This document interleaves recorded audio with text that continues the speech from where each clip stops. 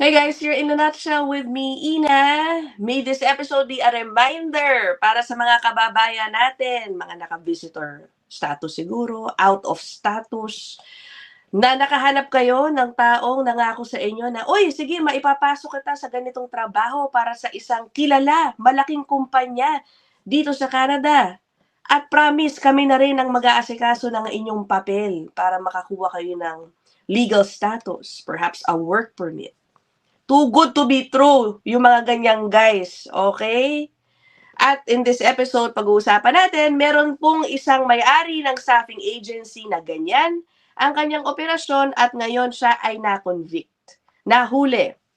Convicted over illegal hiring related offenses. Maliban dyan, pinatawan rin po siya ng fine na $70,000. Ang nakakainis dito sa sitwasyon na ito, guys, later on you will learn, pangalawang beses na ito na na-convict ng taong ito for the same offenses just a few years ago. A few years ago, na-convict siya, similar operation.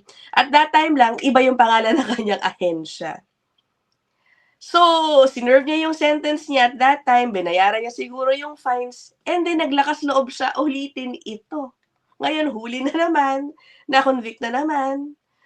Ano kaya gagawin ng police para naman at least hindi na ito maulit for a third time? Kasi parang naglolokohan na lang tayo dito, di ba? Ito na yung sinasabi natin eh. Ang batas ng Canada talaga, masyadong mabait to a fault. Di ba? Ano ba ito? Anyway, o sige, puntahan na po muna natin. It started with this announcement posted on Canada.ca, tanong niyo yung press release, CBSA and RCMP joint immigration investigation into Banff area hotels leads to conviction and $70,000 fine. Guys, ang investigasyon nitong kasong ito nag-umpisa pa 2022. So imagine it also took 4 years for them to end up dito sa conviction. Okay, basahin natin ano bang nangyari. So again, joint investigation ng CBSA at ng RCMP. Ang may-ari po ng agency, si Mr. Kevin Keatley. He pled guilty sa Alberta Court of Justice noong March 2, 2026, so last month, to 2 counts of unauthorized employment of foreign nationals. Keatley, a resident of Ontario, received a combined sentence of 2 years probation, 50 hours of community service, and $70,000 na fine. Parang slap on the wrist lang eh, no? 2 years probation. Wala ka lang kulong, ano? 2 years probation, 50 hours of community service. Even considering na again, pangalawang beses niya na ito gawin, ganun lang yon. Okay. So, ang nangyari, in June 2022, nag-umpisa nga po yung investigasyon dahil nakakuha daw ng information from the Ontario Provincial Police and Barrie Police Service about suspected illegal immigration-related activities. So, may nagbigay ng tip malamang. Okay? Kasi dito lang sa last part ng press release, ano, may napag-uusapan dito na kung saan sila kumukuha ng mga impormasyon. No? The CBSA receives referrals for suspected immigration offenses from a variety of sources, including partner organizations and other government departments. Tapos, members of the public are encouraged to report ayan, yung mga suspicious immigration activities. Sa mga nagtatanong kung ilan bang nagsusumbong sa mga panahon ngayon, eto, nakaharap ako ng article tungkol dyan. This is from the Walrus, posted last month. Meron pong isang part dito kung saan nakakuha sila ng data from CBSA tungkol sa mga nagtitip doon sa kanilang border watch line kung tawagin. Ayan yan. Sabi dito, according to the CBSA spokesperson, the tip line is buzzing, receiving 47,900 tips in 2025. Sa mahigit or sa almost 48,000 na yan, meron daw 9,400 specifically ang nire-report ay suspected foreign nationals working illegally in Canada. Marami yan, 9,400. Again, that's just from 2025. Okay, balik na tayo dito sa CBSA. So, the investigation started June 2022. Ang siste, ito yung nakuha dun sa initial investigation. Meron daw pong grupo ng foreign nationals traveling from Ontario to Alberta to work illegally in the hospitality industry in Banff. In the Banff National Park, coordinated by an employment agency called One Team.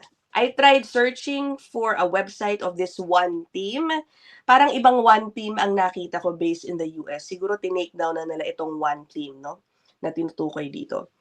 Further investigation identified an additional 90 foreign nationals from Mexico working illegally in 4 resort hotels in the Banff and Jasper area.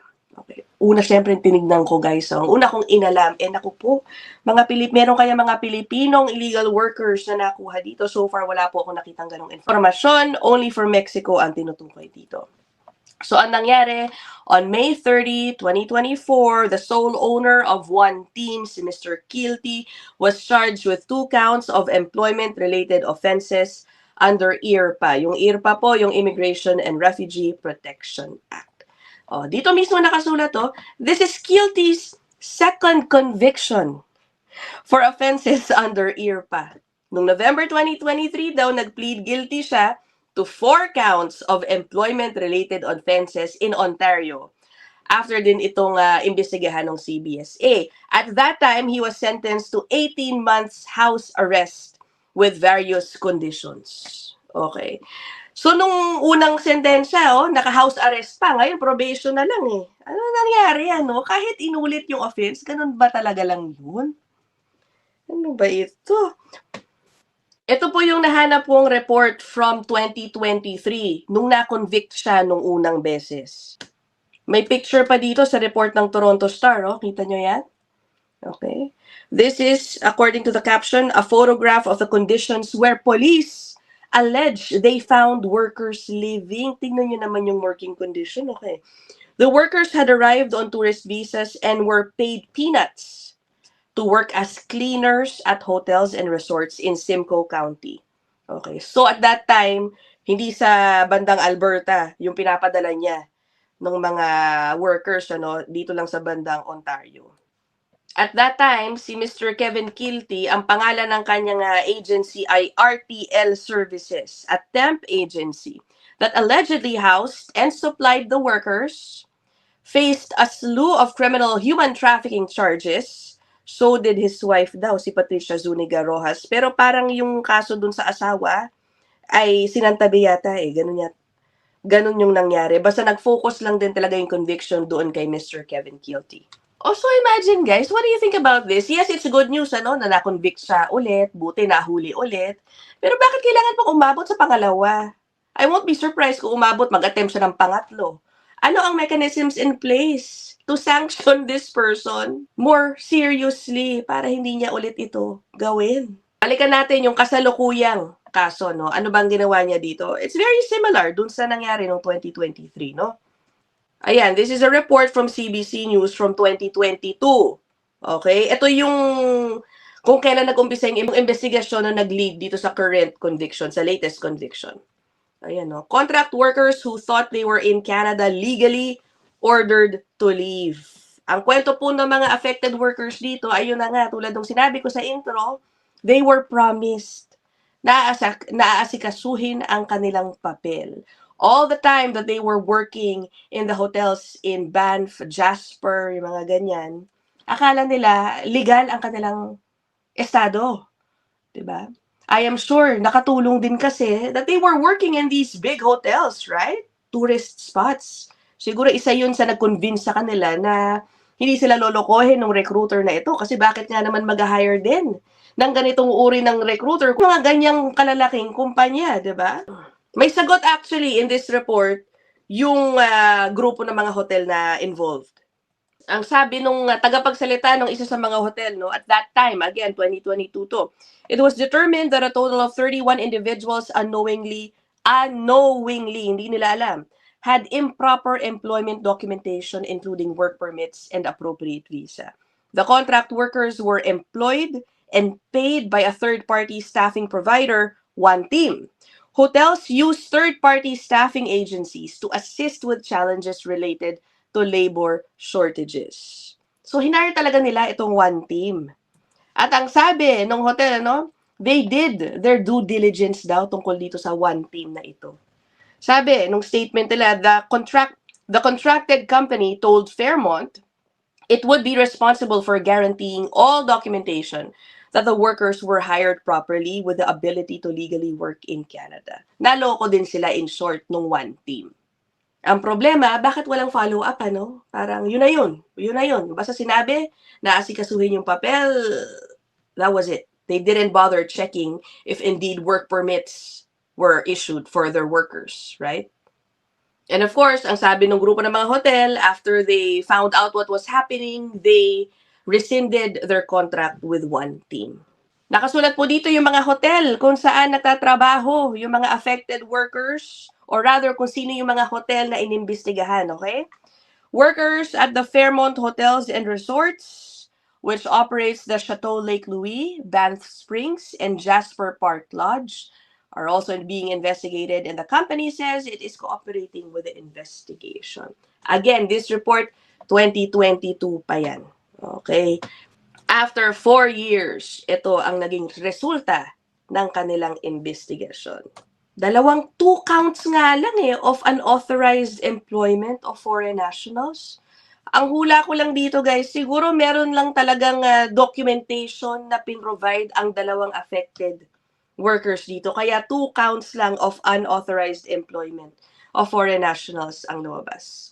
Alam naman natin, medyo takot ang maraming mga illegal workers to really come out and complain against employers. Diba? Kaya dahil dyan, ayun, ang kanyang sentensya ay walang house arrest. Talagang just 2 years probation, 50 hours of community service, and a fine of $70,000.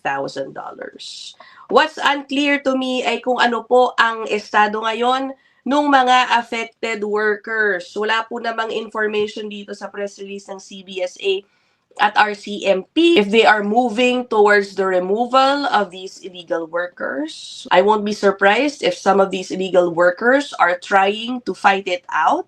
I won't be surprised if some of them are going to court, diba? Para depensahan ang kanilang sarili, try to get a legal status, citing yung panloloko na ginawa sa kanila nung One Team.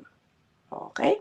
Baka meron po tayo mga kababayan na nanonood dyan sa bandang Calgary, sa bandang Alberta, Banff, Jasper.